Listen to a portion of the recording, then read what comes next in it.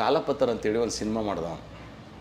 ಕಾಲಪತ್ರ ಸಿನಿಮಾದಲ್ಲಿ ಒಂದು ಸ್ವಲ್ಪ ದುಡ್ಡು ಬಂತು. ಸರ್ ಒಂದು ಕೆಲಸ ಮಾಡಿ, ನೀವು ಎಲ್ಲಿದ್ದ ಅವಾಗ ನನಗೆ ಹೇಳಕ್ಕೆ ಹೋಗ್ಬೇಡ್ರಿ, ಯಾವ್ದಾದ್ರು ಒಂದು ದುಡ್ಡು ಬತ್ತು ಅಂತ ಹೇಳಿದ್ರೆ ನೀವು ಫಸ್ಟ್ ಒಂದು ಬೈಕ್ ತಗೊಳ್ಳಿ ಸರ್ ಅಂತ ಹೇಳ್ಬಿಟ್ಟು ಒಂದು ಬೈಕ್ ತೆಗಿಸ್ತು.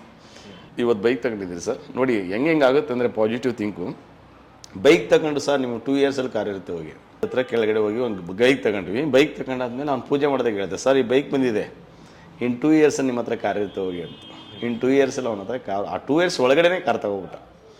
ಸೊ ಅದು ನಮ್ಮ ಒಂದು ಕಮಿಟ್ಮೆಂಟು ಮತ್ತು ನಮ್ಮ ಒಂದು ಪಾಸಿಟಿವ್ ಥಿಂಕಿಂಗ್ಸ್. ಅದು ಯಾಕಂದ್ರೆ ಅದ್ರ ಕಲೆ ತುಂಬ ಇದೆಯಲ್ಲ ಸರ್. ಹೌದು. ಆ ಕಲೆ ಅದಾದಮೇಲೆ ಸೊ ಹಂಗೆ ನಡೀತಾ ಇತ್ತು. ಅದಾದಮೇಲೆ ಹೆಚ್ಚು ಕಮ್ಮಿ ಏನಿಲ್ಲ ಅಂತ ಹೇಳಿದ್ರು, ಗಿಲ್ಲಿ ಫಸ್ಟ್ ಒಂದು ಬೈಕ್ ತಗೊಂಡು ಅಲ್ಲಿ ಪಾರ್ಕಿಂಗು ಜಾಗ ಇಲ್ಲ ಬಿಡಿ, ಎಲ್ಲಿ ಫಸ್ಟ್ ಇದ್ದಿದ್ದಲ್ಲ ಅಲ್ಲಿ. ಅದಾದಮೇಲೆ ಕಾರ್ ತಗೊಬಿಟ್ಟ. ಇನ್ನು ಬೈಕ್ ನಿಲ್ಸೋಕ್ಕೆ ಜಾಗ ಇಲ್ಲ ಅಂದಮೇಲೆ ಕಾರಲ್ಲಿ ನಿಲ್ಸೋದು.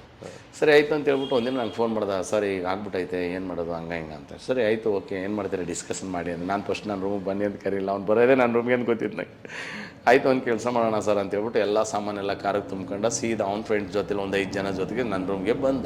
ನನ್ನ ರೂಮಲ್ಲಿ ಲಗೇಜ್ ಇಟ್ಟ, ಎಲ್ಲ ಸಾಮಾನೆಲ್ಲ ತಗೊಬಂದು ಎಲ್ಲ ಇಟ್ಕೊಂಡಾದ್ಮೇಲೆ ಕನಿಷ್ಠ ಪಕ್ಷ ಒಂದು 3 ದಿನ 4 ದಿನ ಅಷ್ಟರಲ್ಲಿ ಒಂದು ಮನೆ ಮಾಡ್ಬಿಡೋಣ ಸರ್ ಅಂತ ಹೇಳ್ಬಿಟ್ಟು ಡಿಸೈಡ್ ಮಾಡ್ದೆ. 1.5 ತಿಂಗಳು ನನ್ನ ರೂಮಲ್ಲೇ ಇತ್ತು ಸಾಮಾನು. ನಮಗೂ ಮಲ್ಕೊಳ್ಳೋಕ್ಕೆ ಜಾಗ ಇಲ್ಲ, ಏನಿಲ್ಲ. ನಮ್ಮ ಫಾದರ್ ಬೇರೆ ಬಂದ್ಬಿಟ್ಟಿದ್ದಾರೆ. ಸೊ ಈ ಥರ ಕ್ರಿಟಿಕಲ್ ಪೊಸಿಷನಲ್ಲಿ ಇದ್ವಿ.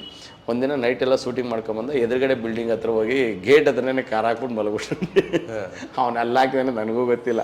ಏನು ಇನ್ನೊಂದು ಕಾರ್ ಬರಬೇಕು, ಅಲ್ಲಿ ಬಂದು ನಿಂತ್ಕೊಂಡು ಪೈ ಅಂತ ಆರ ನೋಡಿತಾನೆ ಐತೆ. ನಾವು ಕೇಳಿದ್ರಾಗ ಮಲಗ್ಬಿಟ್ಟಿದ್ದೀವಿ. ಫುಲ್ ವಿಡಿಯೋಗಾಗಿ SP Focus ಯೂಟ್ಯೂಬ್ ಚಾನಲ್ನ ವಿಸಿಟ್ ಮಾಡಿ.